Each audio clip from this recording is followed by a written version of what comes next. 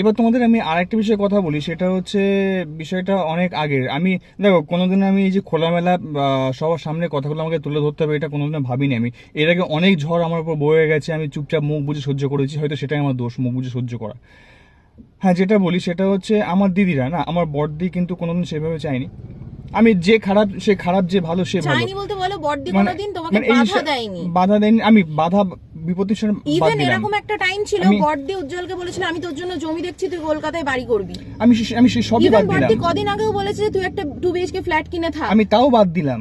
আমি কি তাও বাদ দিলাম, যেটা হচ্ছে আমার ছোটদি একদিন বলেছিল যে হ্যাঁ ব্যবসা করছিস ঠিক আছে, তিতলি থেকে টাকাটা ধার নে। তিতলি থেকে কেন আমি ওর থেকে টাকাটা ধার নেব কেন? মানে ওকে কাপুরুষ নাকি শিরদাঁড়া? আমার কিছু নেই, ওকে নির্লজ্জ বেহায়া, ও আমার টাকার একটা টাকা চা খেতে চায় না। আমার বাবার তো সম্পত্তি ছিল, সে কি কিছু করতে পেরেছে? আমি কি করব সম্পত্তি নিয়ে? আমি তো থাকছি না ওখানে, আমি তো চাইছি এটা ব্যবসা করতে। এমন তো না যে সেই টাকা নিয়ে আমি জুয়া খেলছি, সেই টাকা নিয়ে আমি মদ খাচ্ছি বা কিছু করছি।